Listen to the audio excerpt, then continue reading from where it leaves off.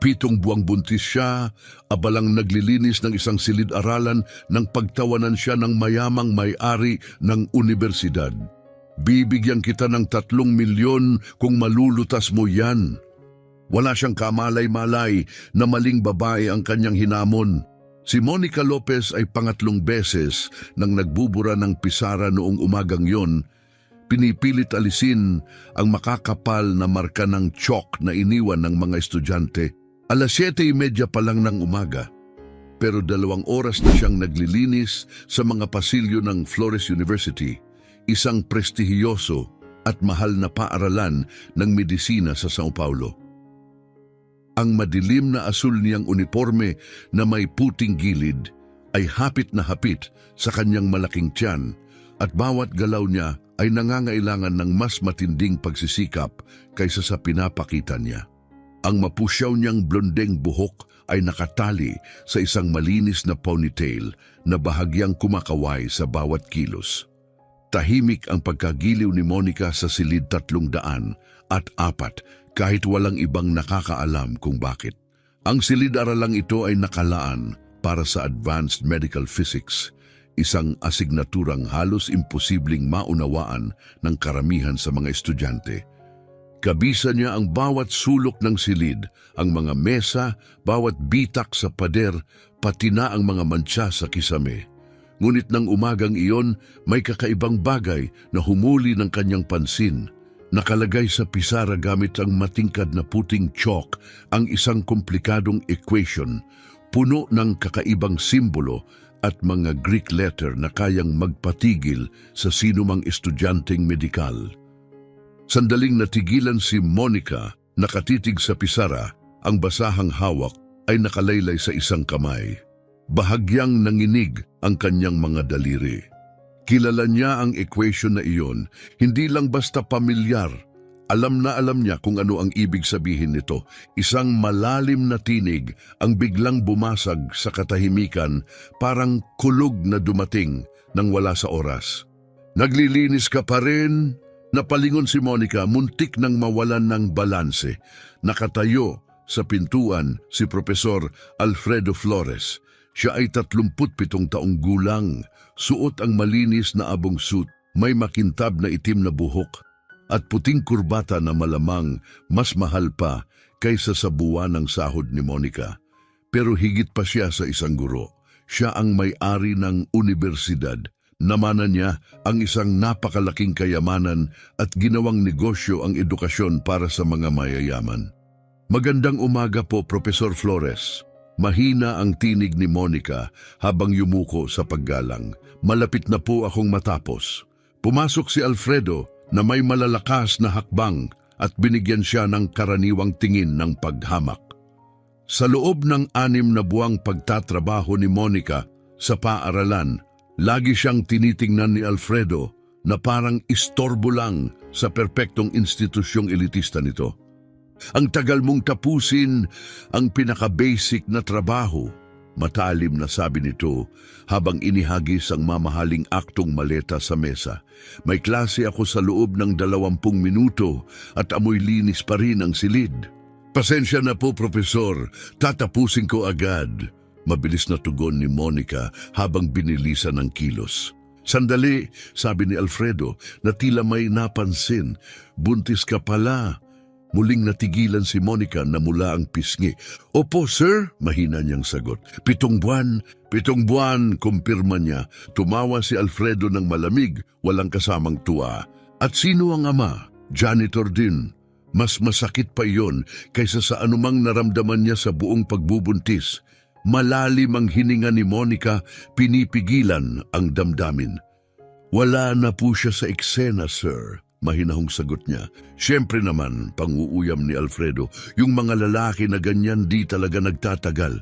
Huwag mong sabihing, hindi ka pa nakapagtapos ng high school? Humigpit ang hawak ni Monica sa basahan. Nanginginig ang puso at halos lumuha, pero hindi siya iiyak. Hindi sa harap niya. Kailangan niya ang trabahong ito, higit sa lahat. Nag-aral po ako rito, nanginginig ang boses niyang sabi, sa universidad na ito. Napahinto si Alfredo, tila hindi makapaniwala. Dito ka nag-aral? Sa universidad ko? Opo, Professor. Nakatapos po ako ng 4 na taon sa medical school. Ang malakas, mapanghamak na tawa ni Alfredo ay umaling-aungaw sa silid, parang insultong ukit sa bato. Hindi lang ito malupit, nakakahiya. Ikaw, medical student, tumawa pa siya lalo. Isang janitress, buntis, hirap burahin ng chalk, nag-aral sa universidad ko? Opo, nag-aral po ako, matatag ang boses ni Monica. Pero kinailangan ko pong huminto noong 5 taon. Hayaan mong hulaan ko, ani Alfredo, may ngiting nanlilibak. Nabuntis ng kung sino-sino at napilitang tumigil para maging janitress. Classic kwento ng mahirap na babaeng nangangarap maging doktor. Parang bawat salita'y sampal sa mukha pero pinigilan ni Monica ang sarili. Alam niyang sinadya iyon para saktan siya. Professor, pakiusap, kailangan ko pong magpatuloy sa trabaho, sabi niya habang muling humarap sa pisara. Hindi, singhal ni Alfredo, iniangat ang kamay. Ngayon interesado talaga ako. Kung totoong nag-aral ka ng medisina, dapat naiintindihan mo ang equation sa pisara. Itinuro niya ang mga simbolong sinusuri na ni Monica bago pa siya dumating. 2 oras na pinagtulungan ng mga estudyante ko yan kahapon, walang nakasagot. Mga pinakamagagaling na bata sa bansa, yan, anak ng mayayaman may pinakamagagaling na tutors. Muling ibinaling ni Monica ang pansin sa equation. Isa itong problema sa quantum physics na may kaugnayan sa nuclear medicine, isang uri ng kalkulasyon na may kinalaman sa radyasyon at reaksyon ng mga molekula. Para sa karamihan, sobrang komplikado ito, pero hindi para sa kanya. Kaya ano, tagalinis, ani Alfredo, puno ng pang-uuyam at panlilibak? Bakit hindi mo ipakita sa amin kung paano nilulutas ng isang single mother at janitress ang problemang di masagutan ng pinakamagagaling kong estudyante? Parang eksaktong nakatakda, nagsimula nang dumating ang ibang mga propesor para sa kani-kanilang klase. Si Dr. Carlos Bautista, propesor ng anatomy, ay pumasok sa silid sa tabi pero narinig ang usapan. Kasunod naman ay si Dr. Carmela Santos mula sa Physiology Department na dumating din sa pasilyo. Parang sinadya ni Alfredo na magkaroon ng audience para sa kahihiyan ni Monica. Actually, malakas na sabi ni Alfredo upang marinig ng lahat, gawin nating kasunduan ito. Kung malulutas mo ang equation na yan, bibigyan kita ng 3 milyong reais. Ang mga salita'y umalingaw-ngaw sa pasilyo, parang sumabog na bomba. 3 milyon, sapat para muling itayo ang kanyang buhay, tapusin ang kanyang degree, bigyan ng kinabukasan ng kanyang anak, at tuluyang lisanin ang lugar na ito at ang kahihiyan. 3 milyon? Tanong ni Dr. Carlos mula sa pinto, nagulat. Alfredo, seryoso ka ba? Absolutong seryoso, sagot ni Alfredo na may mapanlinlang ng ngiti na tila ito'y biro lang sa kanya. Ibig kong sabihin, kung ang dati nating estudyante na ngayoy naglilinis ng ating mga sahig ay talagang marunong sa medisina, di napakadali lang ng equation na yan para sa kanya. Lumapit pa si Dr. Carmela, curious sa nangyayari. Anong klaseng equation yan? Tanong niya. Quantum physics na may aplikasyon sa nuclear medicine. Buong pagmamalaking sagot ni Alfredo. Graduate level 2. Kahapon, ni isa sa top students ko walang nakasagot. Ramdam ni Monica ang lahat ng matang nakatitig sa kanya. Masakit ang likod niya, namamaga ang mga paa, at ang tiyan ay parang batong pasan niya. At ngayon, parang ipinapahiya siya sa harap ng lahat na parang aliw na panoorin. Profesor, mahina niyang bulong, kailangan ko na pong bumalik sa trabaho. Marami pa pong silid na kailangang linisin. Hindi pwede, sigaw ni Alfredo. Ngayon gusto na ng lahat na makita ito. Carmela, Carlos, huwag kayong aalis. Magsisimula na ang palabas. Ang janitress natin ang magtuturo sa atin ng quantum physics. Lalong dumami ang tao sa paligid na dala ng ingay at kaguluhan. Ilang minuto lang, 6 na katao na ang nakapalibot kay Monica. Parang nasa entablado siya at lahat ay naghihintay na siya ay pumalpak. Matindi ang pressure. Kaya ano, Henyo? Muling pang-aasar ni Alfredo. Tatanggapin mo ba ang pustahan o aaminin mong nagsinungaling ka sa pagiging estudyante ng medisina? Tumingin si Monica sa equation muli. Isang kalkulasyon ito para sa radiation dose sa cancer treatment, isang formula na tumutukoy sa nuclear decay at kung paano sumisipsip ng radyasyon ang mga tisyu sa katawan. Isinulat niya mismo ang isang academic paper tungkol dito noong 3 taon niya sa universidad bago gumuho ang mundo niya. Namasa ang kanyang mga mata, hindi sa sakit o lungkot, kundi sa matinding galit. Taon ng pag-aalipusta, pangmamaliit at pangungutya ang humantong sa sandaling ito. Wala talagang ideya si Alfredo kung sino ang kaharap niya. "Sige, Professor," sabi ni Monica habang pinupunasan ng kamay sa uniforme. "Tatanggapin ko ang pustahan mo." Tumahimik ang buong silid. Walang inaasahang sasang-ayon siya. Napakurap si Alfredo, tila di makapaniwala. "Tatanggapin mo talaga?" Tanong niya, mas mahina na ang tinig. "Opo, 3 milyong reais kapag nakuha ko ng tama." "Correctly," sabay tango ni Alfredo, pilit pinapanatili ang kayabangang tono. Lumapit si Monica sa pisara, pero kapag nasagot ko ito, matatag niyang sabi, "Gusto kong maging saksi ang lahat ng narito sa ipinangako mo." Nagkatinginan sina Dr. Carlos at Dr. Carmela. Halatang hindi sila kampante sa takbo ng sitwasyon. Si Alfredo ang lumikha ng eksenang ito at mukhang siya rin ang mapapahiya. "Sige," sagot ni Alfredo, bumalik sa mapanghamak na tono. "Pero kung pumalpak ka, gusto kong humingi ka ng tawad sa lahat dito dahil nagsinungaling ka raw tungkol sa pinag-aralan mo." Kumuha si Monica ng malinis na piraso ng chalk at humarap sa pisara. Sa ilalim ng malamig na fluorescent lights, tila nagliliwanag ang blonding buhok niya laban sa madilim na uniforme. Nanginginig ang kamay niya, hindi dahil sa kaba, kundi sa tuwang muli niyang nagagawa ang mahal niya. "Maaari ka nang magsimula," ani Alfredo, nakatawang nakatukod ang mga braso. Malalim ang hiningang nilabas ni Monica. Tumingin siya sa mga mukha sa paligid, mga taong laging tinitingnan siya ng mababa. At nagsimula na siyang magsulat. Ang sumunod na nangyari ang magpapatahimik sa lahat sa silid. Hinawakan niya ang chalk at pumikit sandali. Lahat ng alaala na pilit niyang nilimot sa loob ng maraming taon ay bumalik bigla. 3 taon lang ang nakalipas, hindi siya naroon para magpunas ng sahig. Naroon siya bilang pinaka-bright na estudyante ng Flores University. "Well, magsisimula ka ba o hindi?" Sabik at naiinip na tanong ni Alfredo, nakataas ang kilay. Wala siyang ideya na ang babaeng kaharap niya, ang inaakala niyang isang simpleng tagalinis, ay babaliktarin ng lahat. Dumilat si Monica at pinagmasdan ng equation, parang muling pagkikita ng isang matagal ng kaibigan. Ang mga simbolo, Greek letters, formulas, hindi nakakalito. Pamilyar, natural. "Professor," mahinang sabi niya, "pwede po bang magtanong bago ako magsimula?" "Sige lang," sagot ni Alfredo. Iniisip na nagpapaliban lang siya ng oras. "Naalala mo ba ang isang estudyanteng nagngangalang Monica Lopez?" Tanong niya. "Nag-aral siya rito mula 2018 hanggang 2022. Napakunot ang noo ni Alfredo, litong-lito. Nagkatinginan sina Dr. Carlos at Dr. Carmela, tila nagtatanong kung saan patutungo ang usapan.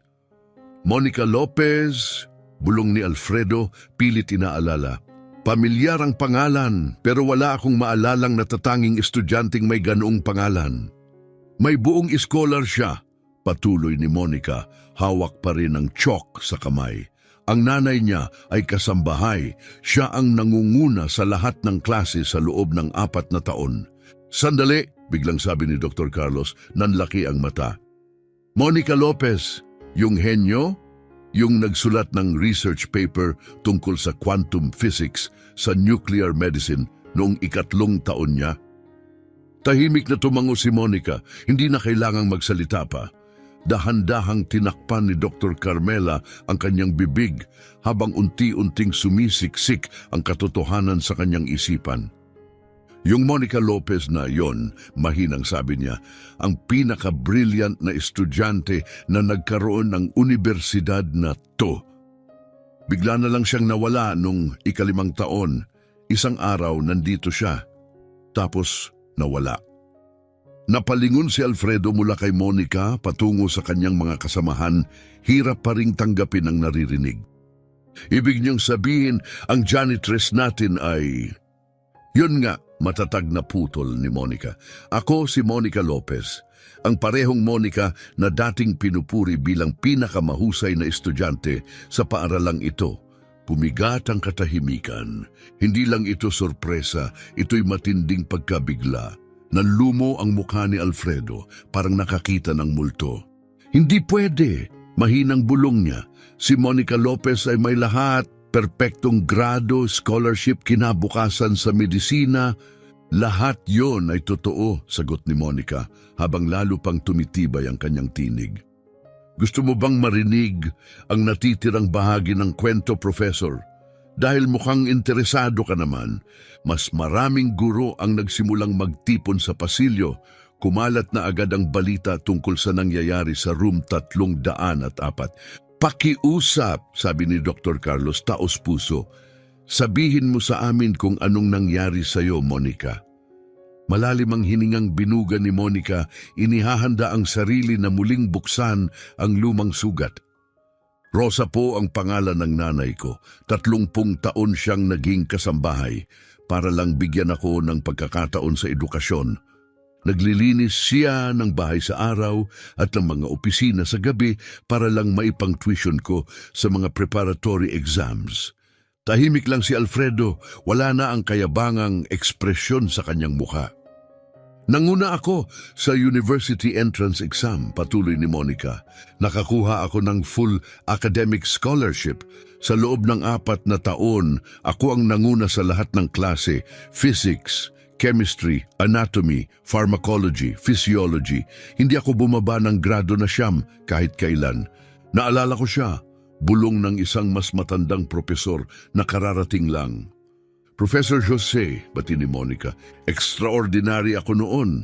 Sumasagot ako ng mga tanong na nahihirapan na ang mga residente. Noong 3rd year ko, dagdag pa niya, nag-publish ako ng research sa International Journal of Nuclear Medicine tungkol sa pagkalkula ng radioactive doses. Nasite ang artikulo ko ng iba't ibang universidad sa buong mundo. Dahan-dahang tumango si Dr. Carmela. Naalala ko ang paper na yon, makabago, lalo na sa isang 3rd year student. Tinawagan ako ng Harvard para sa exchange program. Ani Monica, nagniningning ang mata sa alaala. Pati MIT, ang buong mundo parang nakaabang sa akin. So anong nangyari? Tanong ni Alfredo, mababa na ang tinig. Wala na ang dating panlalait. Maingat na inilagay ni Monica ang kamay sa tiyan. Sa simula ng 4 na taon ko, nakilala ko si Rolando, isang surgical resident. 3 taon ang tanda sa akin, matalino, ambisyoso, may tiwala sa sarili.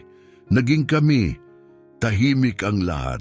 Alam nilang malapit ng marinig kung paano ang pinakamaliwanag na bituin ng universidad ay naging isang tagalinis. Mayaman si Rolando, patuloy ni Monica. May-ari ng klinikang pribado ang mga magulang niya. Mataas ang inaasahan sa kanya at gusto nilang mapangasawa niya ay galing din sa elitistang mundo nila. Nang malaman nilang isang scholarship student ang nililigawan niya, anak ng kasambahay, ginawa nila ang lahat para paghiwalayin kami. Naghiwalay ba kayo? Tanong ni Dr. Carlos mahinahon. Sa simula ng 5 taon ko, nalaman kong buntis ako, sagot ni Monica, nanginginig ang boses. Hanggang sa puntong yon na pag-uusapan na namin ang kasal, ang pagbuo ng pamilya pagkatapos ng graduation.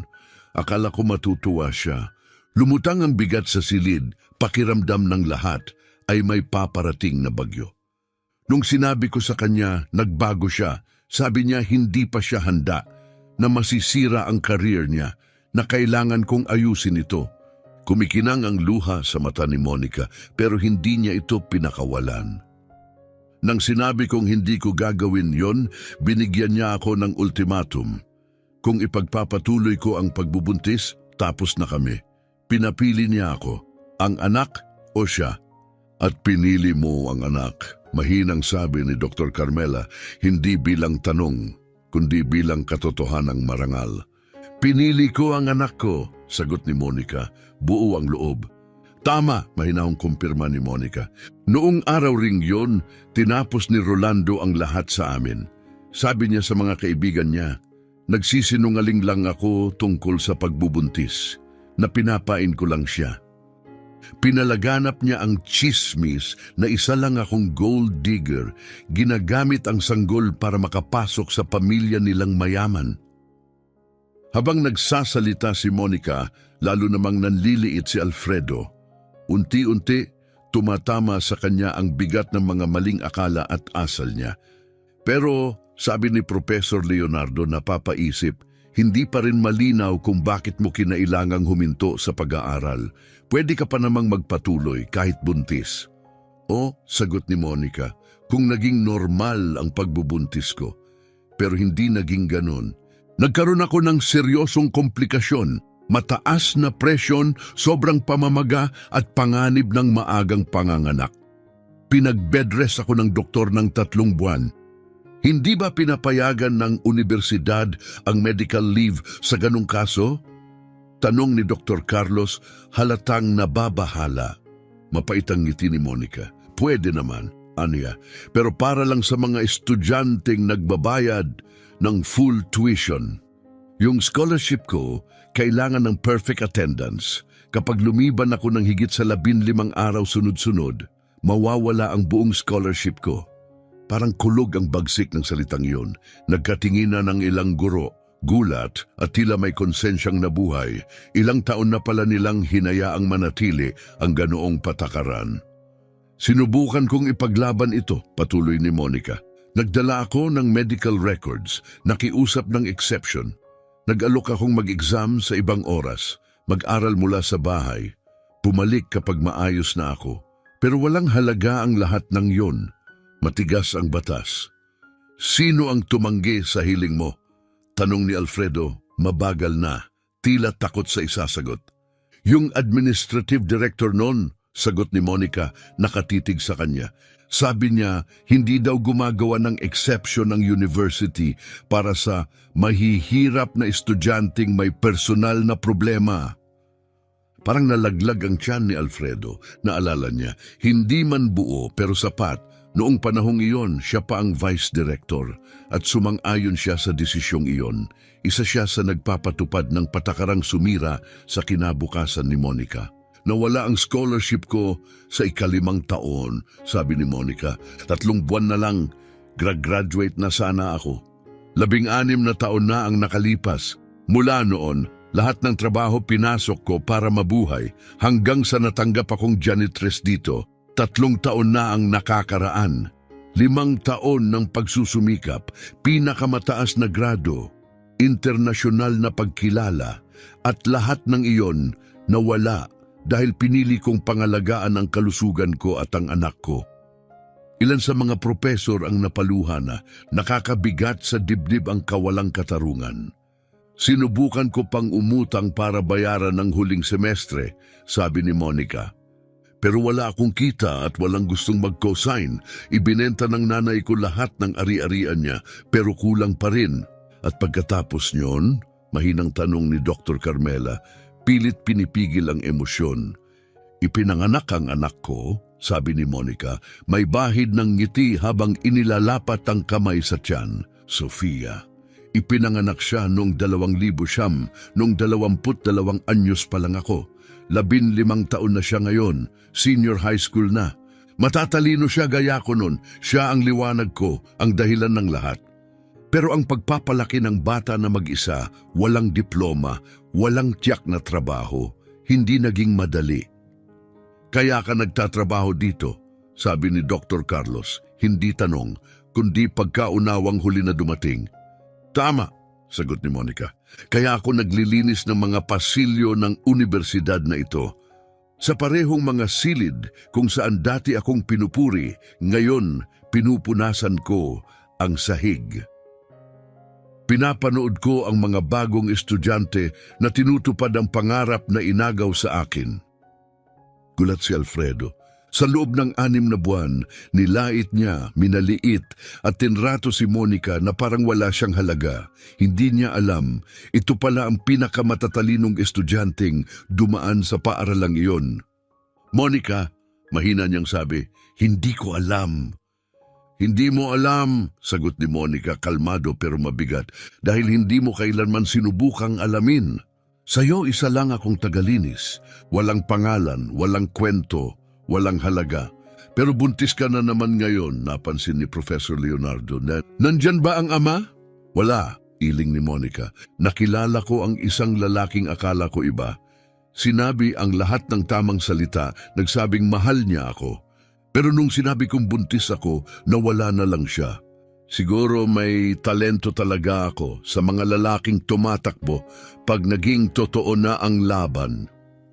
Tahimik muli ang buong silid, tahimik na may halong hiya, pagkaunawa at lungkot. Ngayon, nauunawaan na ng lahat kung bakit tinanggap ni Monica ang imposibleng pustahan ni Alfredo. Hindi lang ito tungkol sa pera, ito ay patunay. Patunay na siya'y hindi nabura ng kahirapan, na ang kanyang talino at dedikasyon ay nananatiling buhay. Kung ganon, sabi ni Monica, humarap muli sa pisara, dala ang tahimik na lakas sa kanyang tinig. Ngayong alam niyo na ang totoo, paano kung sagutan ko na ang equation na iyan? Napatitig si Alfredo sa kanya, namumutawi ang halo ng respeto, guilt at takot. Takot na baka masolusyonan niya ito at mapahiya siyang pinagtawanan ang isang tunay na henyo. Pero mas takot pa siya kung hindi niya masagot ito dahil ibig sabihin yon tuluyan ngang pinatay ng sistema ang isang pambihirang talento. Monica, mahina ang tinig ni Alfredo. Sigurado ka ba talaga na gusto mong ituloy ito? Humarap si Monica sa kanya matatag at hindi natitinag ang tingin. Professor, 3 taon na akong invisible dito, tinitingnan na parang wala akong halaga, parang hindi ako nababagay dito. Panahon na para ipaalala sa lahat kung sino talaga ako. At sa isang hakbang, lumapit siya sa pisara. Bawat simbolong isinusulat niya hindi lang bahagi ng solusyon, kundi isang matapang na pahayag para sa lahat ng nagduda sa kanyang halaga. Nagbago ang tindig ni Monica. Hindi na siya mukhang tahimik na janitress na may luma at kupas na uniforme. Nakatindig siya bilang isang siyentistang handang muling buhayin ang katalinuhang matagal nang itinago. Ang mapusyaw niyang blondeng buhok ay kumikislap sa ilalim ng matitingkad na ilaw ng silid-aralan. Matalim ang kanyang mga mata habang sinisipat ang masalimuot na equation. Tila binabasa niya ang bawat layer nito na parang likas sa kanya. Quantum physics na may aplikasyon sa nuclear medicine, mahina niyang bulong sa sarili. Mga kalkulasyon ng radiation dose batay sa atomic decay at kung paano ito inaabsorb ng katawan. Isang malamig na kilabot ang gumapang kay Alfredo sa paraan ng pagsasalita ni Monica, sa fluency ng kanyang interpretasyon. Malinaw na nagkamali siya ng husto sa pagkakakilala sa babaeng kaharap niya. Monica! Maingat na tanong ni Dr. Carlos, sigurado ka ba sa gagawin mo? Kapag nasolusyonan mo ito, gagawa ka ng kasaysayan. Pero kung hindi, putol ni Monica habang kumukuha ng bagong chalk, patutunayan kong isa lang akong buntis na janitress na imbento lang ang nakaraan. Pero kung magtagumpay ako, gusto kong maalala ng bawat isa sa silid na tuwang sandaling ito habang buhay. Lalong tumindi ang tensyon sa hangin. Mas marami pang guro ang dumating na dala ng mga bulong-bulungan na kumakalat sa buong koridor. Nandun na si Dr. Leonardo, sinundan ni Dr. Alberto mula sa Surgery Department at si Dr. Anita mula sa Pediatrics. Lahat sila tahimik na nagtipon sa may pinto. Hindi maalis ang tingin kay Monica. 3 milyong reais, ulit ni Alfredo. Ngayon ay mas hindi sigurado ang tinig. Yan ang nakataya. Hindi, sagot ni Monica nakatitig sa kanya. Mas malaki pa sa pera ang nakataya rito. Ito ay tungkol sa dignidad, tungkol sa respeto, tungkol sa patunay na ang tunay na talento ay hindi nasusukat sa mamahaling damit o apelidong mayaman. Muli siyang humarap sa pisara at nagsimulang magsulat. Maingat ang kanyang mga unang hakbang, hinati-hati ang equation, bawat bahagi ay malinaw na inilabel at ipinaliwanag. Kahit ang pinaka-expert na propesor ay napansin, hindi lang siya nagsosolve ng problema, tinuturuan niya ang lahat. Alam na alam niya ang ginagawa niya, bulong ni Dr. Carmela kay Dr. Carlos. Lumilipad ang kamay ni Monica sa pisara, mahinahon, praktisado, tila nasagot na niya ang equation na ito ng libu-libong beses. At sa totoo lang, halos ganun na nga.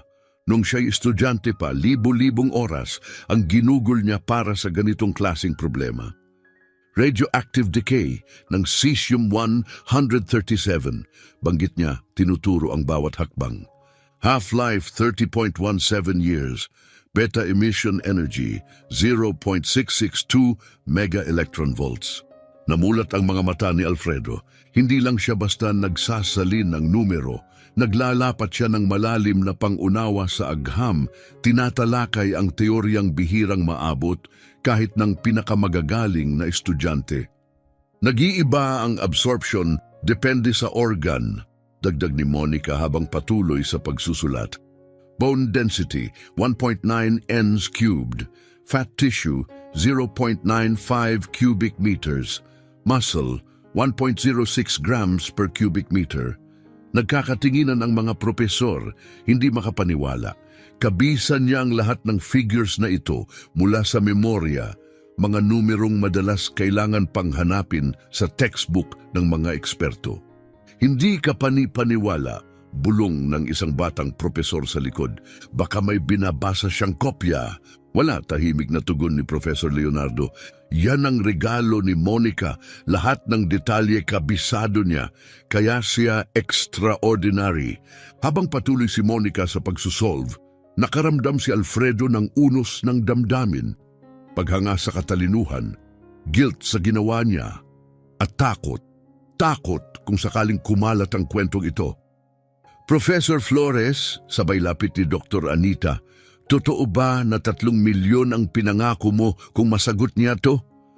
Oo, sagot ni Alfredo, halos bulong. At kung magawa nga niya? Lumingon si Alfredo kay Monica. Nakatutok pa rin ito, patuloy na sumusulat, walang pag-aalinlangan. Kailangan ko siyang bayaran, Ania. At aaminin kong yon ang pinakamalaking pagkakamali sa buong buhay ko. Ngayon, nasa ikalawang bahagi na si Monica, ang pinakamahirap na bahagi ng equation, ang seksyong puno ng advanced integrals, na kahit ang pinakamatalinong estudyante ay madalas nadadapa.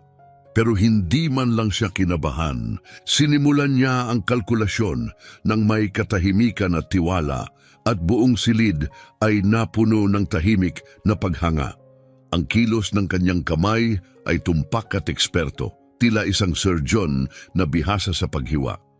Bawat value, bawat operasyon, inilalapat niya ng perpekto sunod-sunod.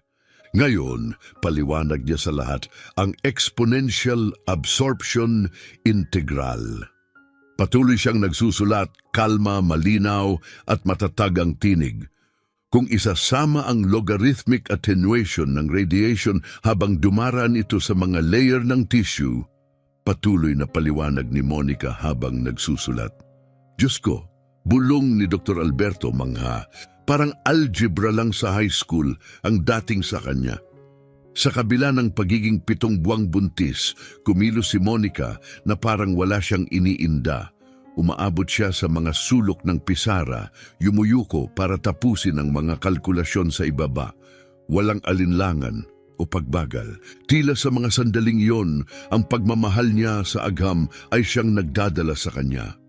Ang absorbed dose ay kinukwenta gamit ang Grays, paliwanag niya, at kinokonberta sa sieverts gamit ang biological weighting factor depende sa target tissue. Nakatingin si Alfredo tulalang-tulala. Hindi lang siya nagsosolve, ipinapakita niya ang lalim ng kaalaman na hindi pa niya nakita kahit kanino sa kanyang mga estudyante. Gaano na katagal? Bulong ng isa sa may pasilyo. Malapit na siya matapos, sagot ni Dr. Carlos. Kapag natapos niya ang huling integral na ito, buo na ang solusyon. Ramdam, sa silid ang tensyon. Alam ni Monica, maraming mata ang sumusubaybay sa bawat kilos niya pero hindi siya natitinag. Sa halip ito ang nagbibigay lakas sa kanya. Sa unang pagkakataon, sa loob ng 3 taon, pakiramdam ni Monica ay tunay siyang buhay muli na ginagamit ang kanyang isipan para sa layuning nilikha ito. Final result, anya habang tiyak na tinatapos ang huling linya. Recommended therapeutic dose, 2.7 Grays para sa tumor tissue, may 15% safety margin para sa mga nakapaligid na healthy areas. Katahimikan, lumayo si Monica sa pisara, kalma lang pinunasan ng mga kamay na puno ng tsyok sa kanyang uniforme at humarap kay Alfredo. Ayan na, Profesor, sabi niya, nasagot na ang equation. Si Dr. Carlos ang unang lumapit sa pisara. Isa-isang sinuri ang bawat hakbang, bawat numero, bawat conversion, maingat at metikuloso. Makaraan ng ilang minuto, humarap siya sa lahat at sa mata niya'y makikita ang damdaming di kayang itago. Tama ito, anunsyo niya, nanginginig ang boses. Hindi lang tama, perpekto. Bawat detalye, bawat halaga, bawat kalkulasyon, walang kapintasan. Lumapit si Professor Leonardo para i-verify. Monica, aniya malalim ang tinig, hindi lang ito basta solusyon. Ang ipinakita mo ay antas ng pag-unawa sa medical physics na pangarap lang ng maraming profesional. Paano naman ang oras? Tanong ni Dr. Carmela, tumingin sa wall clock. Gaano siya katagal? 18 minuto, sagot ni Dr. Alberto Tuliro. Nasagot niya ang problemang hindi masagutan ng top students sa loob ng 2 oras, sa 18 minuto lang. Nanatiling nakatayo si Alfredo, tumingin siya kay Monica, tapos sa pisara, tapos sa mga propesor na ngayon nakatitig kay Monica na parang isang alamat. Ang babaeng pinagtawanan at minaliit niya, ang palagi niyang dinaraanan na parang wala lang, ay ngayon ang pinakamahusay sa silid. Professor Flores, sabi ni Monica, lumapit sa kanya na may tahimik na lakas. Kung tama ang alaala ko, may kasunduan tayo. Hindi malakas ang boses niya, pero punong-puno ito ng bigat. Wala na ang mahinang tinig ng taong gustong maging invisible. Ngayon, nagsasalita siya bilang isang profesional na humihingi ng karapat-dapat sa kanya. 3 milyong reais, bulong ni Alfredo, tila hindi makapaniwala. Eksakto, sagot ni Monica. Diretso ang tingin sa kanyang mga mata. Yan ang ipinangako mo sa harap ng lahat ng saksi rito. Sana, dagdag niya, isa kang lalaking tumutupad sa salita niya. Lumapit si Dr. Anita sa tabi ni Alfredo, di makapaniwala ang tingin. Talaga bang babayaran mo siya? 3 milyon yon, hindi biro. Oo, malaki, sagot ni Alfredo, mahinang tinig. Pero mas maliit pa rin kumpara sa halaga ng isipan ng babaeng nasa harap natin ngayon. Lumingon siya kay Monica, ang mukay halo ng kahihiyan at paghanga. Monica, tinuruan mo ako ng pinakamahalagang aral sa buong karir ko. Anong aral yon, Professor? Tanong ni Monica. Na ang talino hindi kailangang naka-lab coat, sagot ni Alfredo. Na ang katalinuhan hindi nasusukat sa itsura o trabaho ng isang tao. 6 na buwan kong iniinsulto, ang pinakamatalinong estudyanteng maaaring nagkaroon ng universidad na ito. Tumango si Monica, tahimik, walang yabang sa kanyang mukha, kundi ang kapayapaan ng isang taong sa wakas ay napakinggan. At ang pera, tanong niya diretso, kailan ko aasahan ito? Ngayon, sagot agad ni Alfredo. Ngayon din, ite-transfer ko sa harap ng lahat. Karapat-dapat ka sa bawat sentimo. Pero hindi pa tapos si Monica. Ang pagsagot sa equation ay simula pa lang. Professor, sabi niya, tumatag ang boses, isang tinig na hindi pa naririnig ni Alfredo kailanman. Maliban sa 3 milyon, may ilang bagay pa tayong kailangang pag-usapan. Natuyo ang lalamunan ni Alfredo. Alam niya, malayo pa ito sa pagtatapos. Iibang bagay pa? Nauutal niyang tanong, ramdam ang ginaw na gumagapang sa katawan. Ang tingin ni Monica, matatag, kalmado at puno ng kontrol, ay malinaw. Nagbago na ang kapangyarihan sa pagitan nila. Oo, Professor, sagot niya, inaayos ang uniforme sa ibabaw ng kanyang bilog na tiyan. Pero bago ang lahat, gusto ko munang siguraduhin na ang lahat ng narito ay kinikilala kung ano ang katatapos lang mangyari. Tumalikod si Dr. Carlos mula sa pisara at humarap sa grupo. Maaari ko po itong kumpirmahin, walang kahit anong pagdududa, aniya. Perpekto ang solusyon ni Monica. Hindi lang tama, sabi ni Dr. Carlos, hindi inaalis ang tingin sa pisara, kundi elegante. Gumamit siya ng mga advanced techniques para pasimplihin ang mga kalkulasyong karaniwang inaabot ng ilang oras. Advanced techniques, tanong ni Professor Leonardo, taas kilay. Itinuro ni Dr. Carlos ang isang bahagi ng pisara. Gumamit siya ng Laplace transform para masolusyonan ang exponential integral. Natutunan ko lang yon nung PhD ko. Ginamit lang niya ng parang simpleng step. Lumapit si Dr. Carmela para silipin ang isa pang bahagi. Dito naman, aniya, gumamit siya ng fifth order Taylor series para kwentahin ang tissue attenuation. Graduate level na ito. Parang nawala ng hangin si Alfredo. Hindi lang basta nasagot ni Monica ang problema. Nasagot niya ito sa paraang nagpapakita ng antas ng mastery na hindi pa niya kailanman nakita sa sinuman. Monica, tanong ni Dr. Alberto, halatang nabibigla, saan mo natutunan ang lahat ng ito? Wala akong matandaang tinuro natin ang Laplace transform sa undergraduate level. Sarili ko pong pinag-aralan, kalmadong sagot ni Monica. Noong estudyante pa ako rito, binasa ko lahat ng kayang mabasa, graduate textbooks, doctoral dissertations, international research articles. Gusto kong maintindihan ng lahat tungkol sa medical physics. Sarili mong aral, tanong ni Dr. Anita, gulat na gulat. Nagtatrabaho ang nanay ko mula alas 6 ng umaga hanggang alas 10 ng gabi para makapag-aral ako, ani Monica. Hindi ko pwedeng sayangin ang sakripisyo niya, kaya nag-aaral ako gabi-gabi, tuwing weekend. Kahit holidays, naging obsesyon ko ang quantum physics, tahimik ang buong silid. Kita sa isip ng bawat isa, si Monica mag-isa sa 10 oras ng gabi, nakatutok sa makakapal na libro ng agham, ginagabayan ng pagmamahal at sakripisyo. Ilan ang na-publish mong research papers habang estudyante ka rito? Tanong ni Professor Leonardo. 7, agad na sagot ni Monica. 3 sa mga national journals, 4 sa mga international. Yung pinakasikat kong article ay na-cite na ng 847 beses sa academic literature. Napaupo si Alfredo, kinailangang sumandal sa mesa para hindi matumba. 7 publication bilang undergrad, karamihan sa mga estudyante, hindi man lang nakakapag-publish ng isa. Dito mo ginawa lahat ng yon?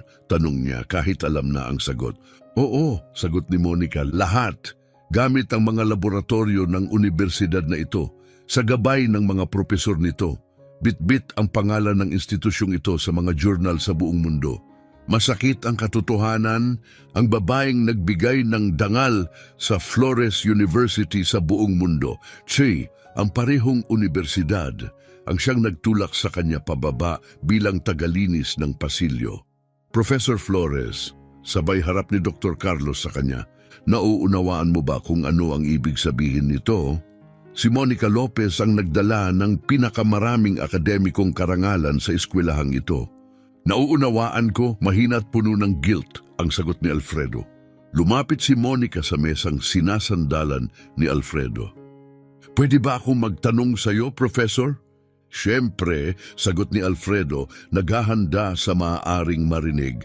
Naalala mo ba nakasali ka sa desisyong alisin ang scholarship ko? Parang suntok sa dibdib ang tanong, naalala niya, malabo nga lang. Isang kaso tungkol sa buntis na scholar na humihingi ng medical leave. Ay, oo, parang naalala ko, may meeting tungkol doon. Sagot ni Alfredo, hirap pa ring ilabas ang boses. Sa meeting na iyon, pagpapatuloy ni Monica, nagpasa ako ng medical documents, mataas na presyon, matinding pamamaga, panganib ng maagang panganganak. Humiling ako ng 3 buwang medical leave, may pangakong babalik ako pagkatapos. At anong naging desisyon ng paaralan? Tanong ni Dr. Carmela, bagamat may kutob na siya sa sagot. Sabi nila, hindi daw pwedeng gumawa ng exceptions para sa mga mahirap na estudyanteng may personal na problema, sagot ni Monica Mariin. Dahil daw kapag pumayag sila sa akin, baka abusuhin ng iba.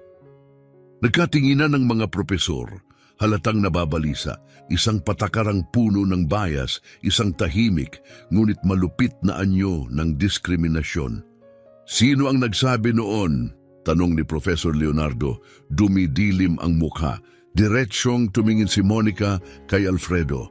Ang Vice Director noon, ikaw, Professor Flores, nanahimik ang lahat, parang huminto ang oras, nawala ang kulay sa mukha ni Alfredo, naalala niya ang eksaktong mga salitang sinabi niya. Monica, bulong niya, hindi ko alam na ikaw pala yung estudyanteng yun. Hindi mo alam, sagot ni Monica, banayad pero mabigat, dahil hindi mo kailanman sinubukang alamin. Sa'yo, isa lang akong problema sa spreadsheet, isang mahirap na babae na hindi dapat nandoon. Totoo ba yon? Tanong ni Dr. Anita kay Alfredo. Ikaw ba talaga ang nagsabi ng tungkol sa poor students and their personal problems? Hindi makapagsalita si Alfredo, halos mabulunan sa kahihiyan.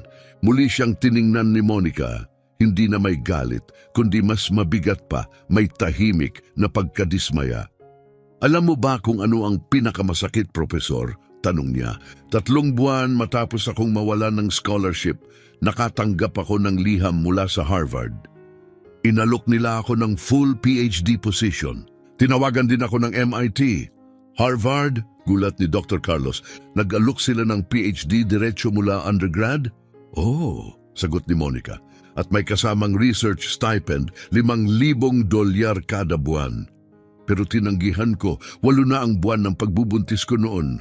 Wala akong pera, walang pamilya sa US, at walang paraan para mabuhay habang nag-a-adjust. So, ani Alfredo, pinagtatali ang lahat sa isip, tinanggihan mo ang Harvard dahil sa desisyong ginawa namin dito. Hindi lang Harvard, sagot ni Monica. MIT Oxford, postdoc position sa Switzerland. Lahat sila nakita ang potensyal sa akin.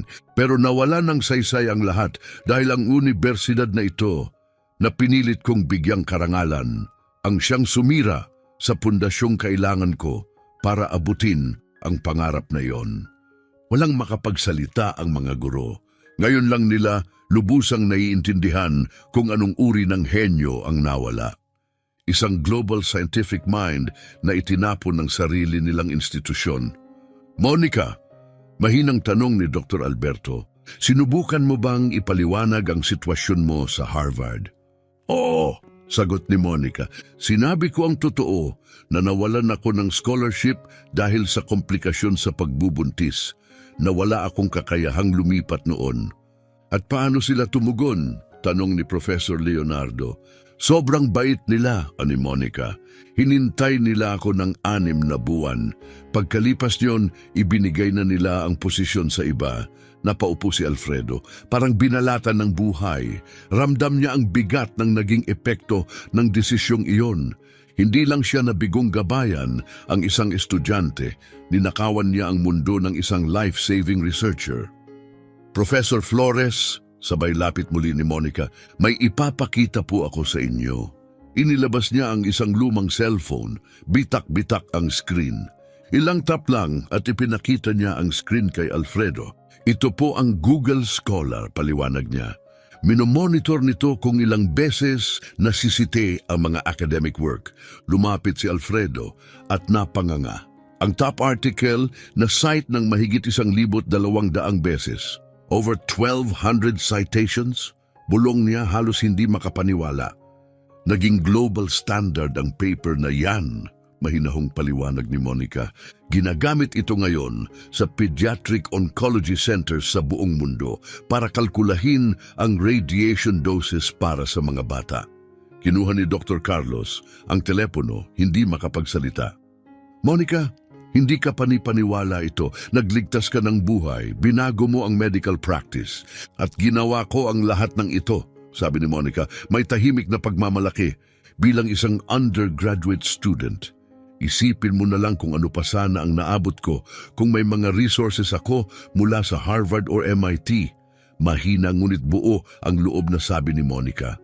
Parang lalo pang lumiit si Alfredo, nilalamon ng bigat ng bawat salitang binitiwan niya. Hindi lang siya nagsayang ng pagkakataon ng isang henyo, maaring ipinagkait niya rin ang lunas at pag-asa sa libu-libong pasyente sa hinaharap na sana'y natulungan ng mga pag-aaral ni Monica. May iba ka pa bang papers? Tanong ni Dr. Carmela.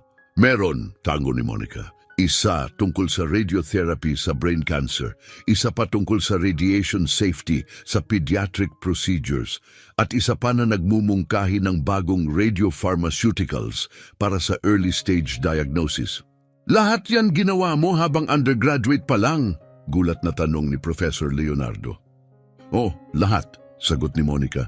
4 na taon akong nagtrabaho sa medical physics lab ng universidad, madalas hanggang madaling araw.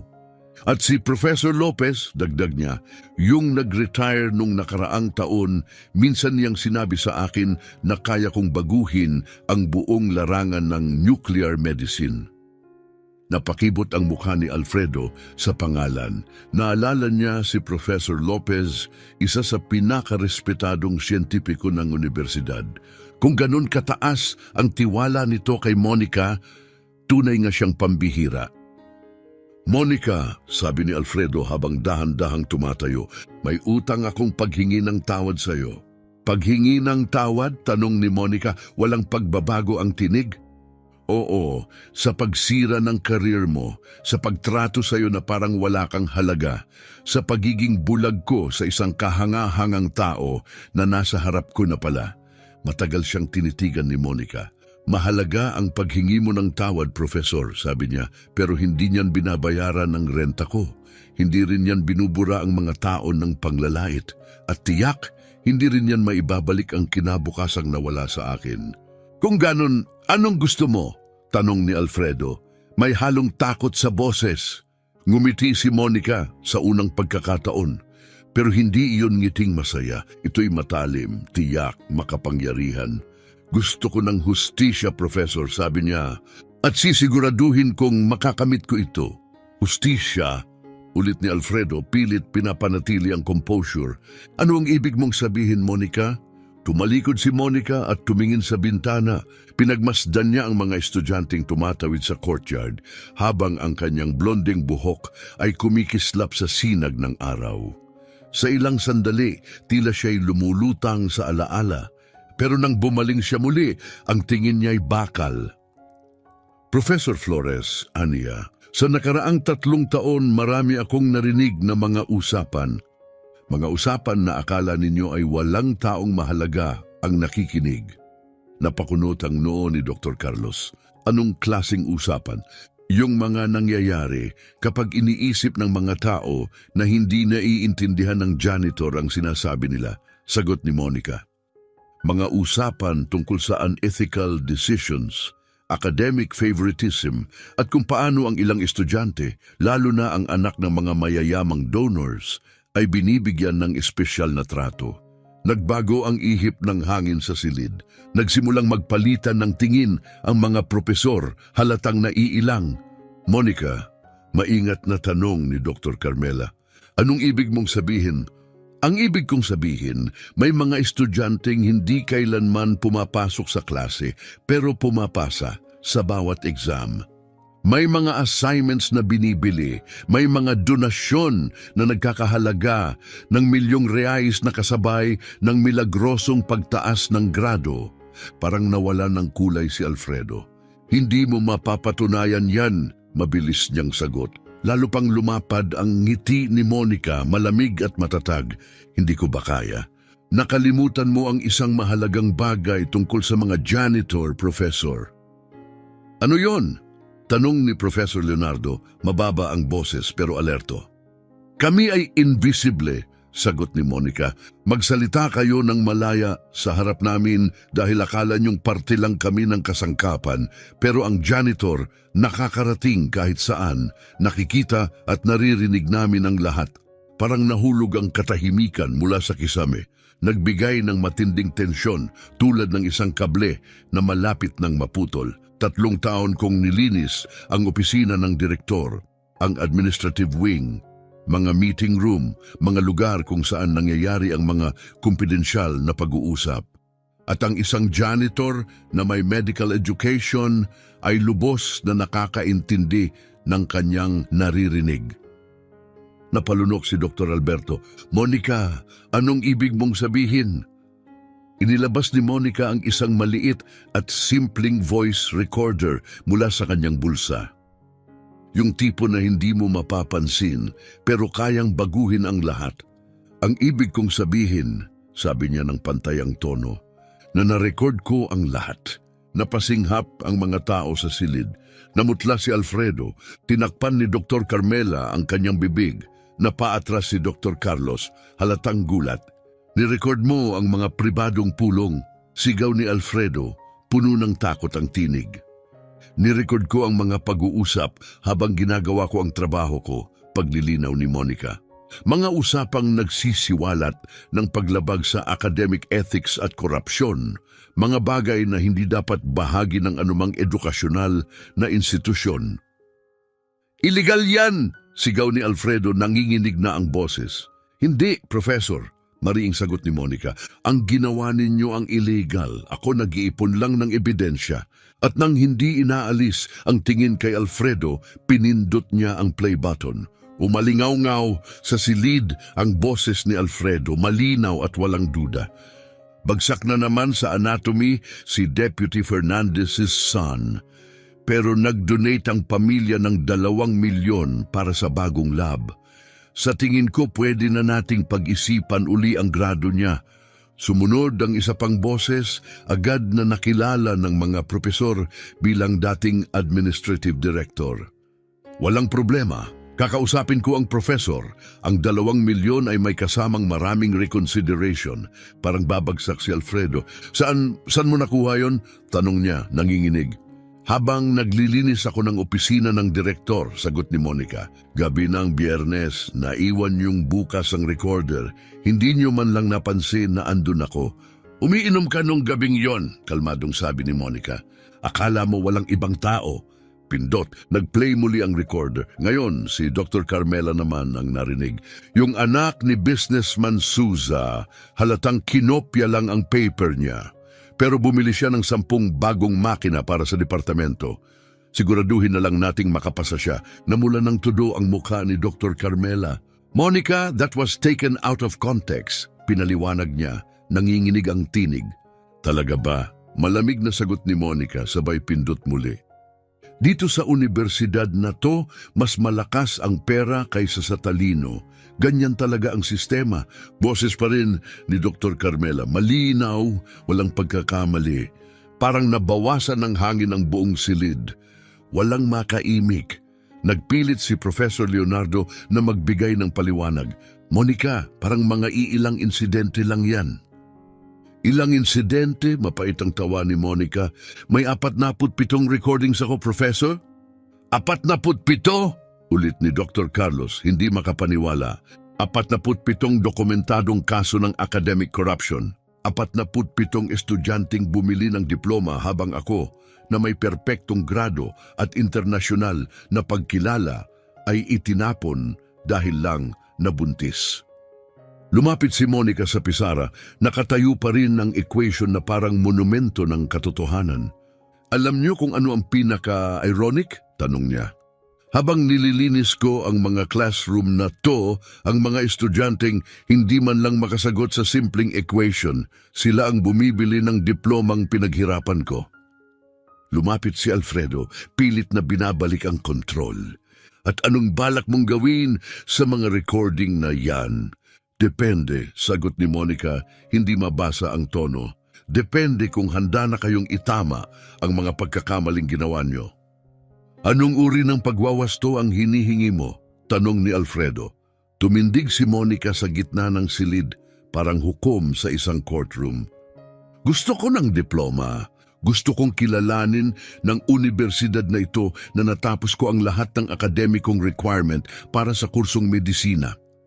Pero hindi mo natapos ang 5 taon, sabat ni Dr. Alberto. Hindi ko natapos dahil pinigilan ako, sagot ni Monica. Dahil sa diskriminasyon laban sa pagbubuntis, may karapatan akong humingi ng reparasyon. Gusto ko ng posisyon sa faculty ng universidad na ito. Hindi bilang janitress, kundi bilang profesor ng medical physics. Ang mga akademikong tagumpay ko ay higit pa sa sapat para rito. Nagkatinginan ng mga profesor, di pangkaraniwan ng hiling, pero hindi mapasusubalian ang kanyang kwalifikasyon. Gusto kong magtatag ang universidad ng isang scholarship fund. Isang scholarship para sa mga estudyanteng nasa delikadong kalagayan, para sa mga batang ina o sa sino mang pinipilit pumili sa pagitan ng kalusugan at edukasyon. At kung tumanggi kami, tanong ni Alfredo, alam na ang sagot. Itinaas ni Monica ang recorder, hindi inaalis ang tingin sa kanya. Kung ganon ang bawat recording na ito ay ipapadala ko sa Ministry of Education, sa Federal Police at sa lahat ng pangunahing media outlet sa Brazil. Blackmail yan! Sigaw ni Dr. Alberto. Hindi doktor, sagot ni Monica malamig at tiyak. Hustisya ito. 3 taon niyong itinago ang mga pagkakamali. Imbes na itama, mas lalo niyong inilubog. Monica, sabat ni Professor Leonardo, pilit pinapakalma ang sitwasyon. Naiintindihan namin ang galit mo, pero masyado yatang tiyak ang mga hinihingi mo.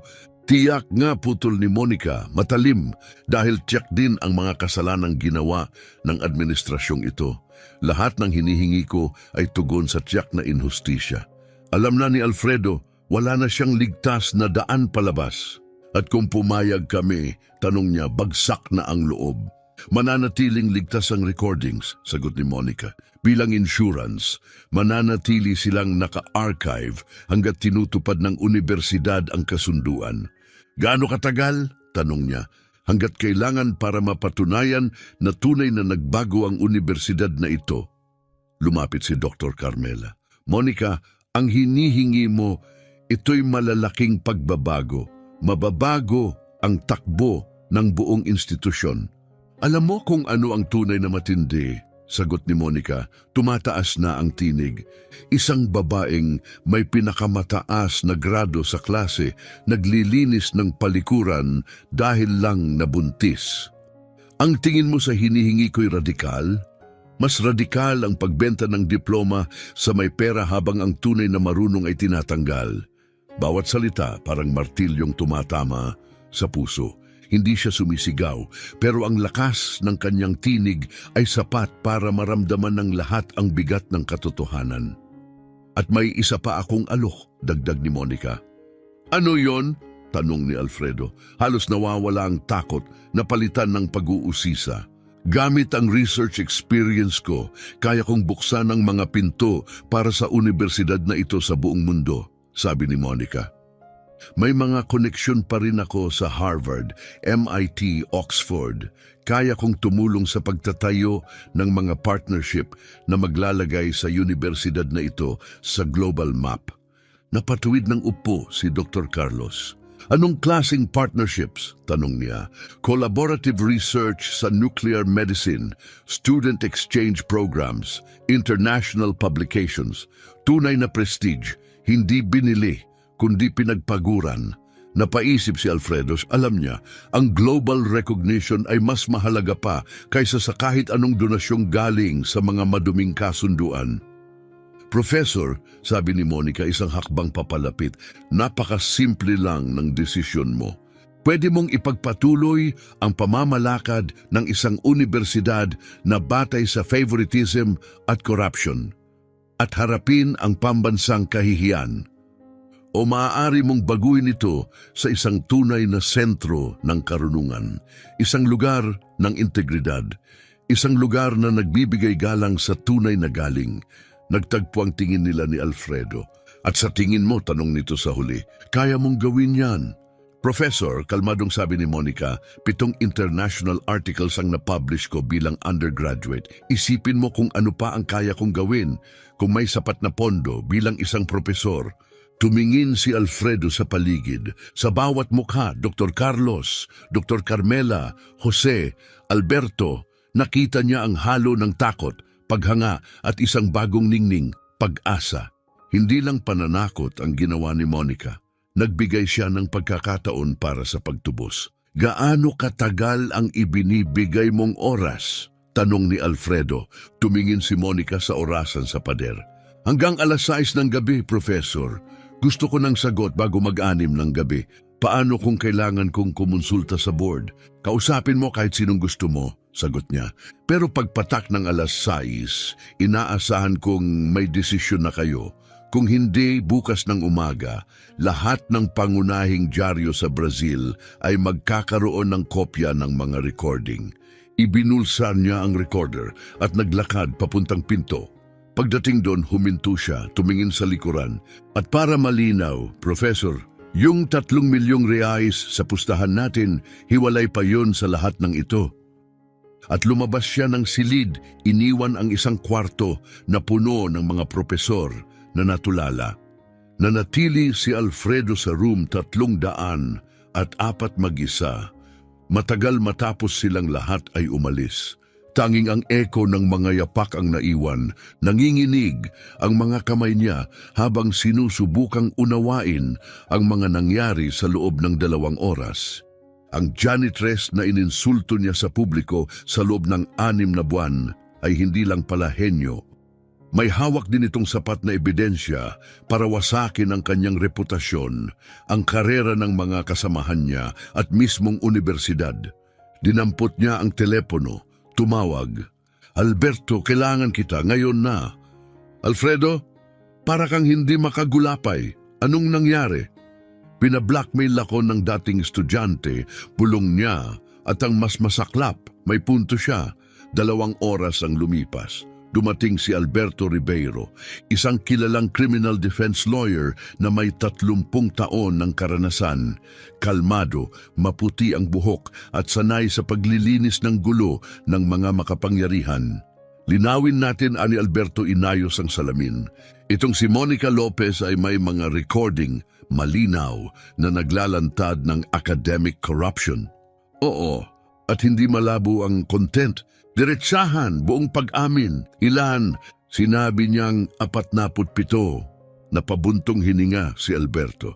Sapat na yan para ipasara ang buong paaralan at magpakulong ng ilang tao. Alam ko, sigaw ni Alfredo, kaya kita tinawagan. Ano ang hinihingi niya? Isang retroactive diploma, isang posisyon sa faculty, isang scholarship fund para sa mga vulnerable na estudyante, at yung 3 milyong reais na ipinangako ko sa pustahan. 3 milyon, blink ni Alberto. Bakit ka nag-alok niyan sa isang janitor? Dahil akala ko janitress lang siya, unggol ni Alfredo. Hindi ko alam na siya pala si Monica Lopez, yung dating henyo na estudyante na pinalayas natin. Binuksan ni Alberto ang folder. Tiningnan ko siya, hindi siya nagsisinungaling. May 7 international publications, inalok ng Harvard at MIT, kilala sa larangan ng nuclear medicine. At itinaboy natin siya dahil lang sa pagbubuntis. Tanong ni Alfredo, nanginginig ang boses. Technically, hindi niyo siya pinalayas, sagot ni Alberto. Tinanggihan niyo lang ang medical leave na naging dahilan para mawalan siya ng scholarship. Pareho na rin yon. Legally, hindi. Pero moral, oo, sinira mo ang kinabukasan niya, Alfredo, at ginawa mo yun gamit ang pulisiya na tanging mga mahihirap ang pinaparusahan. Nagsimula nang maglakad paikot si Alfredo. Anong gagawin ko, Alberto? Kapag pumayag ako, inaamin kong may kasalanan ako.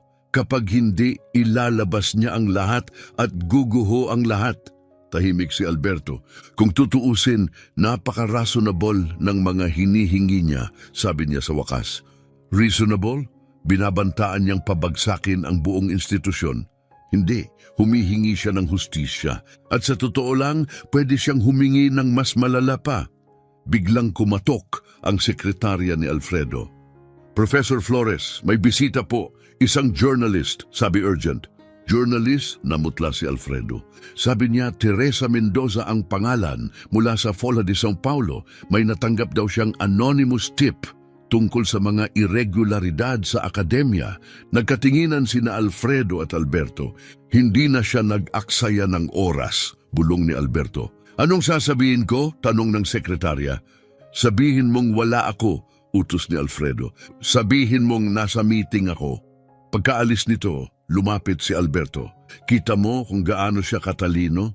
Hindi pa niya nilalabas ang ebidensya, pero pinapaikot ka niya. Strategic pressure, psychological warfare, intimidation yan. Hindi. Tactical na negosasyon, profesional at napakatalino. Biglang tumunog ang telepono ni Alfredo, si Dr. Carlos. Alfredo, kailangan kitang makita. Ngayon din, nasa opisina ako. Ilang minuto pa, nasa opisina na ni Dr. Carlos si Alfredo at nanlamig siya. Nandoon ang lahat ng propesor na saksi sa nangyari kay Monica. Dr. Carmela, Jose, Alberto, Anita. Ang tensyon sa silid ay halos nakakasakal. Alfredo, panimula ni Dr. Carlos, kalmado ngunit seryoso ang tinig.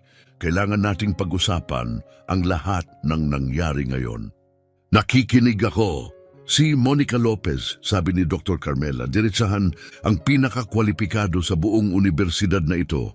Walang duda. At kung totoo ang tungkol sa mga recording, dagdag ni Professor Jose, lahat tayo ay delikado. Mas malala pa sa kahihiya ng usapan dito, dugtong pa niya. May moral tayong tungkulin na itama ang pagkakamali. Ang tama, ulit ni Alfredo halos bulong. Tanggapin mo ang mga kondisyon niya, sabi ni Dr. Alberto matigas.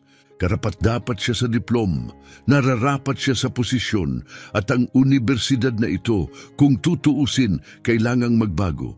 Nababaliw na ba kayong lahat? Blackmail yan, sigaw ni Alfredo. Hindi, Alfredo, sagot ni Dr. Anita. Ito ay hustisya, matagal nang dapat ibigay. Diniskrimina si Monica. Ngayon may pagkakataon na siyang hingin ang nararapat sa kanya noon pa man. Tumayo si Dr. Carlos. Kilala ko si Monica noong estudyante pa siya. Henyo siya. Ang pagkawala niya ay isa sa pinakamalaking pagkukulang ng universidad na ito. At ngayon, dagdag ni Professor Jose, may bihirang pagkakataon tayong itama ang pagkakamaling yon. At huwag nating kalimutan, ani Dr. Carmela, may alok siyang hindi natin pwedeng baliwalain, ang international partnerships na pwedeng magtaas sa academic status natin habang buhay. Tumingin si Alfredo sa mga kasamahan niya, hindi lang sila kumbinsido, determinado sila.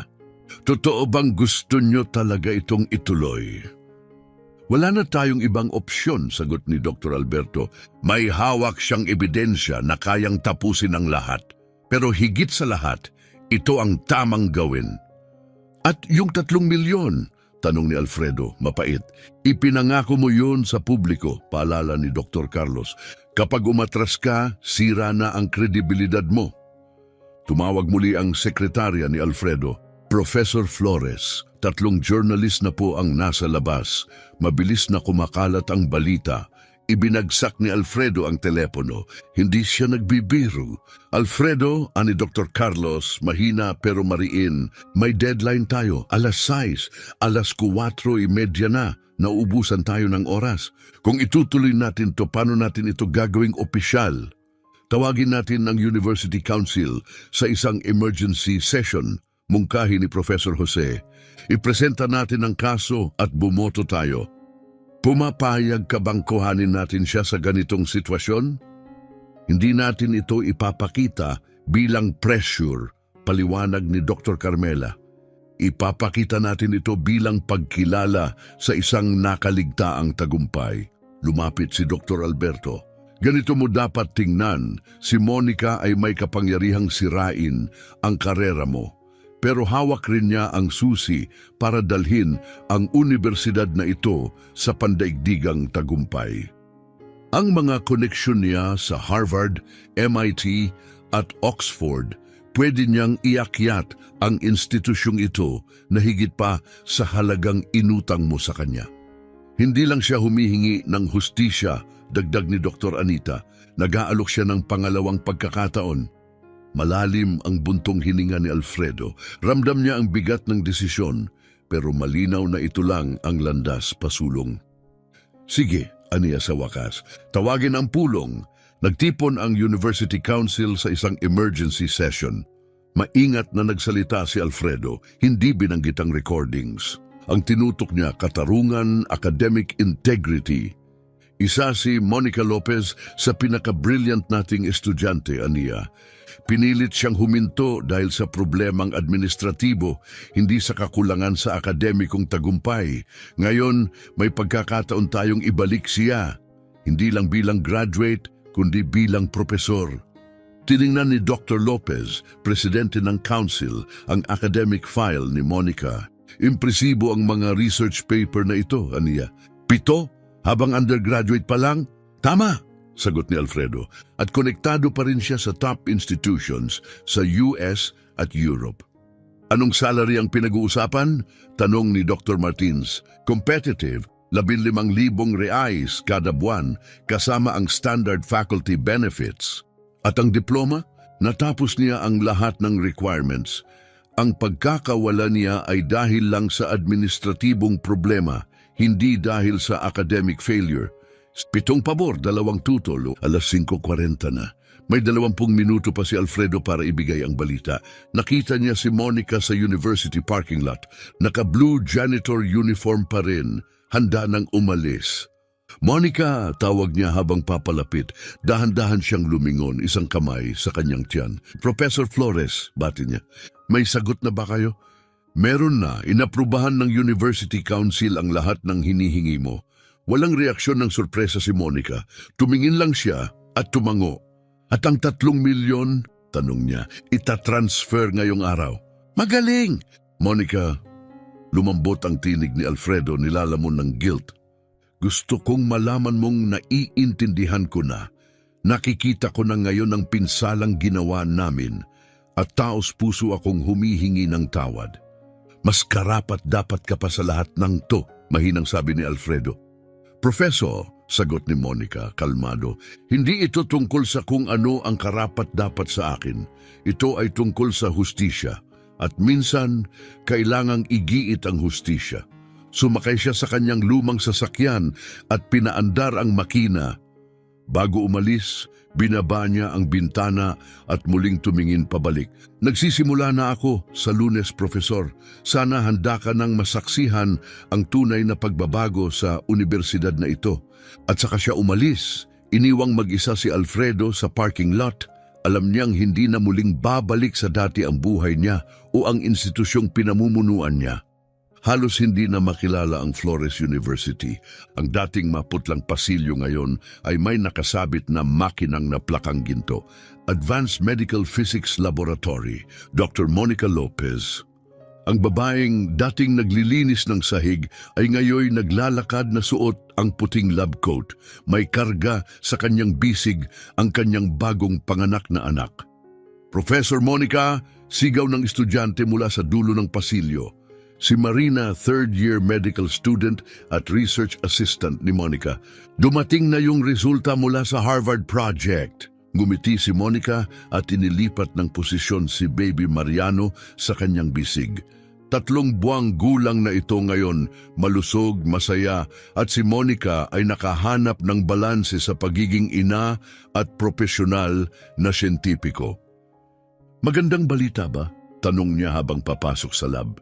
Pinakamaganda, sagot ni Marina. Nagniningning ang muka. Yung protocol mo, nagbawas ng side effects ng radiotherapy sa mga bata ng 40%. Namasa ang mata ni Monica sa tuwa. Ang pananaliksik na ito ang kanyang passion project, bunga ng ilang buwang pakikipagtulungan sa Harvard at ngayon tunay ng epekto sa mundo. Ibig sabihin nito mas kaunti ang batang magdurusa sa paggamot. Mahina niyang sambit, hinalikan si Mariano sa noo. Libo-libong bata, dagdag ni Marina. Ginagamit na ang protocol sa mga ospital sa 15 bansa. Pumasok sila sa loob ng laboratorio, isang makabagong pasilidad na personal na iniutos ni Alfredo para sa koponan ni Monica. Umabot sa mahigit 2 milyong reais ang halaga nito at sa loob ng 6 na buwan, sulit na ang investment. Kamusta naman si Sofia? Tanong ni Marina ukol sa teenage daughter ni Monica. Kakatanggap lang niya ng offer. Number 1 sa entrance exam ng USP Medical School. Sagot ni Monica, buong pagmamalaki. Full scholarship. Susunod ba siya sa yapak mo? Susunod siya sa sarili niyang landas, ngumiti si Monica. Pero ngayon, alam na niya na malaya siyang mangarap ng malaki. Sa sandaling iyon, lumitaw si Alfredo sa pintuan. Ngunit ibang Alfredo na ito, hindi na ang aroganting direktor mula 6 na buwan na ang nakaraan. Ngayon may respeto, suportado, nagbago. Pasensya na sa abala, Monica, mahinahon niyang sabi. Tumawag ang MIT. Gusto raw nila ng video meeting para i-finalize ang partnership sa susunod na semestre. Ayos, sagot ni Monica. Schedule natin sa Thursday morning. Siyempre, nagalinlangan si Alfredo sa kalumapit. May hawak siyang journal. May gusto akong ipakita sa iyo. Inabot niya ang kopya ng Nature Medicine. Sa cover, mukha ni Monica at ang headline, A Revolution in Pediatric Radiotherapy, Brazilian Protocol Changes Global Treatment. Napakadilat si Monica habang binubuklat ang mga pahina. In-interview nila ang mga doktor mula sa iba't ibang bansa. Bulong niya, pinupuri ang protocol, ang team, ang resulta. Sa loob lang ng 6 na buwan, ani Alfredo puno ng paghanga, nadala mo ang universidad na ito sa higit pang international attention kaysa sa huling 50 taon. Gusto ko lang magpasalamat. Magpasalamat, gulat ni Monica, dahil binigyan mo ako ng pangalawang pagkakataon, sabi ni Alfredo. Pwede mo sanang sirain ang lahat, pero tinulungan mong buuin ito muli. Tinuruan mo akong maging mas mabuting tao, tinitigan ni Monica si Alfredo. At sa wakas, nakita niya ang isang taong tunay nang nagbago.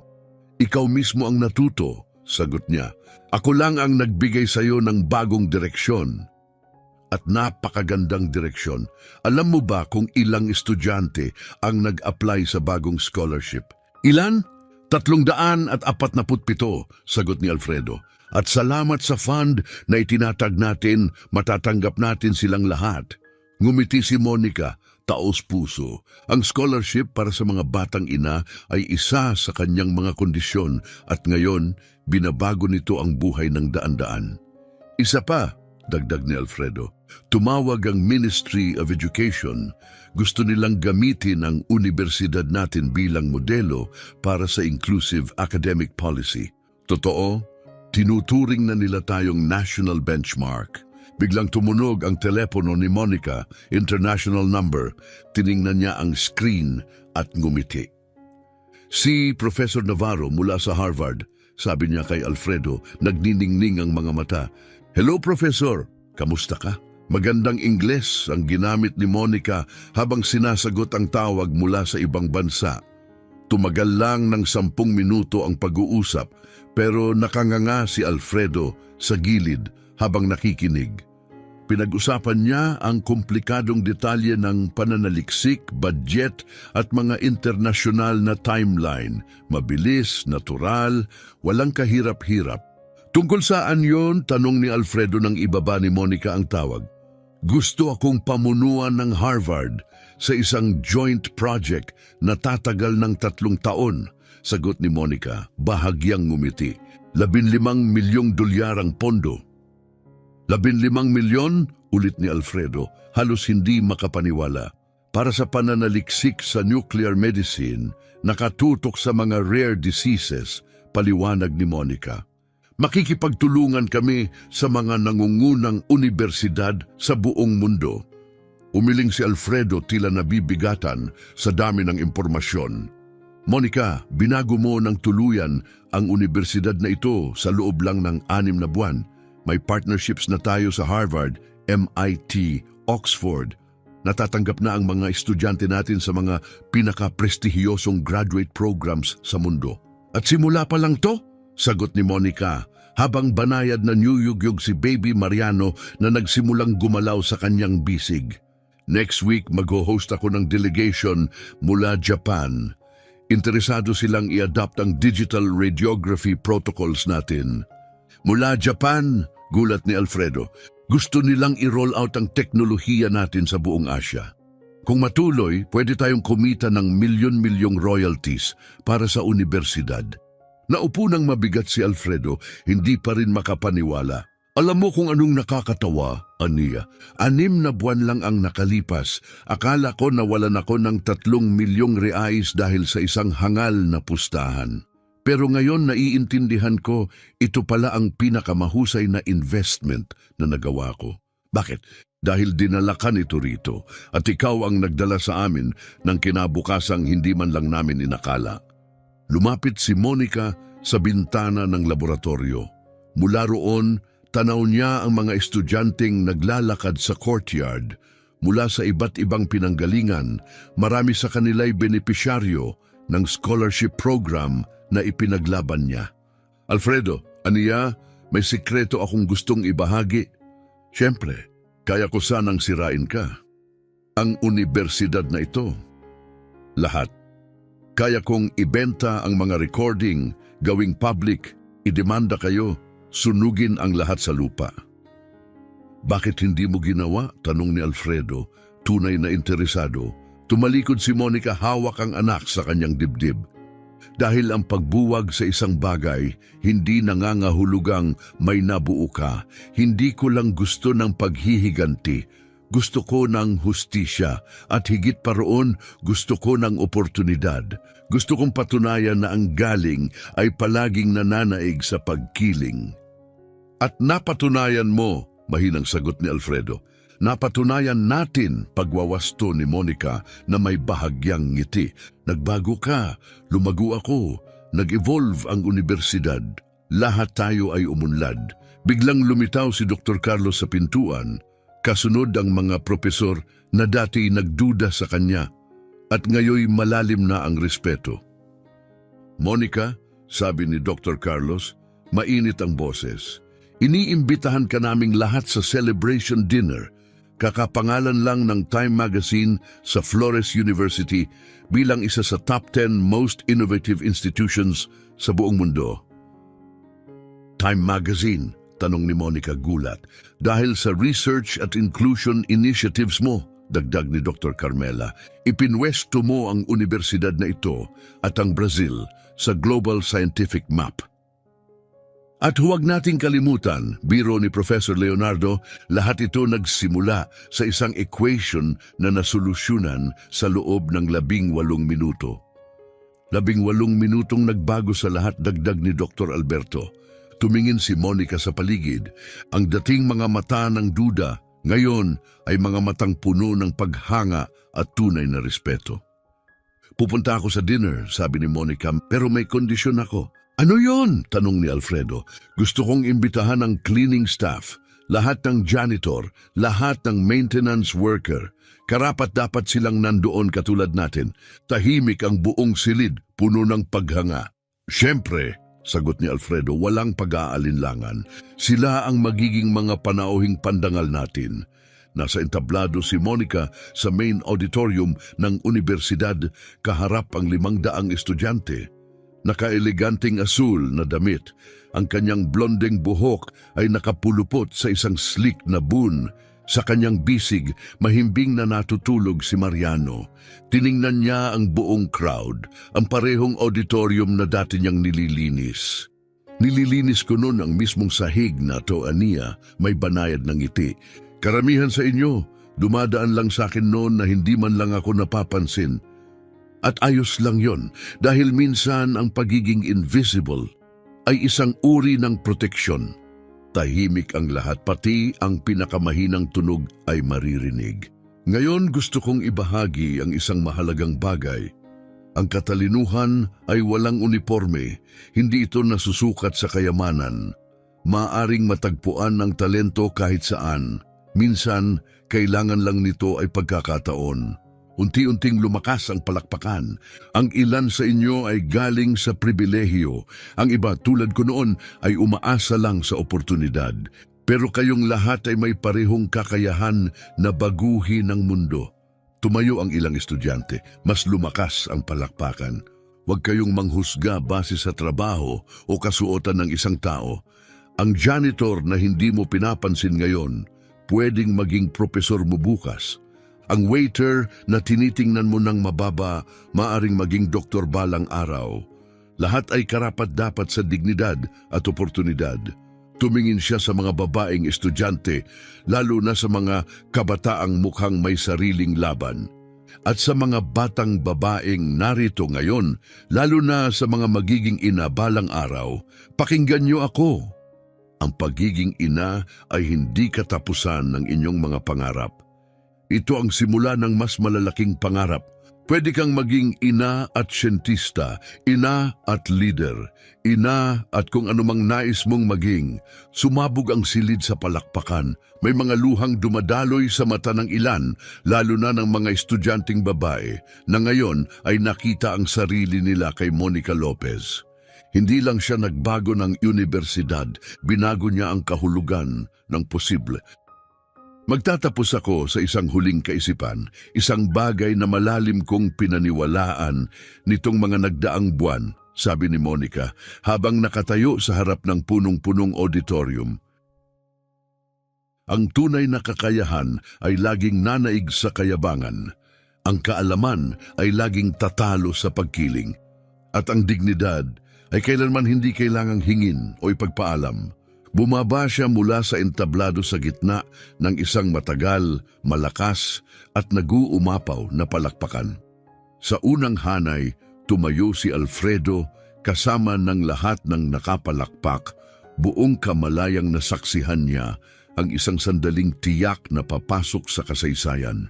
6 na buwan pagkatapos ng lektura, muli na namang pumutok ang balita tungkol sa Flores University. Sa pagkakataong ito, bilang kauna-unahang universidad sa Brazil na napabilang sa top 50 sa buong mundo, inalok si Monica ng isang prestigyosong visiting professorship sa Harvard, ngunit tinanggihan niya ito. Dito ang lugar ko, sabi niya kay Alfredo, para magbago ng buhay sa Brazil, para buksan ang mga pintuan para sa mga taong lumaking katulad ko. At sa gayon, ang babaeng minsang tinuring na isang simpleng janitress at pinahiya dahil sa kanyang katalinuhan, ay naging pinakagalang-galang na propesor sa buong bansa. Ang single mom na muntik nang mawalan ng lahat ay naging pandaigdigang simbolo ng katatagan, talino at dignidad. Ngunit kailanman hindi nakalimot si Monica sa pinakamahalagang leksyong itinuro sa kanya ng buhay. Minsan, sinusubok ka ng mundo at minsan, binibigyan ka nito ng isang pagkakataon, isang hamon, isang pustahan, isang saglit na kayang baguhin ang lahat. 3 taon nang lumipas. Si Mariano, ngayoy isang masiglang toddler, ay unang beses na naglakad ng mag-isa sa sahig ng parehong laboratorio kung saan nagtatrabaho si Monica araw-araw. Habang pinagmamasdan niya ito, napatingin si Monica sa bintana na tanaw ang courtyard. Doon, nakita niya ang isang batang babaeng naglilinis ng mga halamanan. Buntis, tahimik, maingat, lumabas si Monica mula sa lab at lumapit sa kanya. "Hi!" Bati niya ng may init. "Ano ang pangalan mo?" "Teresa," sagot ng babae, medyo nagulat. Teresa Santos. Nag-aaral ka ba, Teresa? Sinusubukan kong tapusin ang high school sa gabi, aminado ni Teresa. Pero mahirap na may baby na paparating. Ngumiti si Monica, malumanay, may pangunawang puno ng pagmamalasakit. Ipinagmamalaki ko ang ginagawa mong pagpupursige. Sabi niya, huwag kang titigil, kailanman. At kung kailangan mo ng tulong, bukas ang pinto ko. Nasa office 304 ako. Nagliwanag ang mga mata ni Teresa. Room 304, tanong niya, yung may napakalaking equation sa pisara. Yun mismo, tango ni Monica, ang parehong equation na nagbago ng buhay ko. At sa pagbalik ni Monica sa kanyang lab, ngayon kasama na ang kanyang anak na naglalakad sa kanyang tabi, alam niya sa kanyang puso na magpapatuloy ang siklo ng pagbabagong pinasimulan niya. Dahil ang tunay na kakayahan ay laging mananaig sa pagkiling. At ang oportunidad ay laging natatagpuan ng mga may tapang itong sunggaban. Katapusan,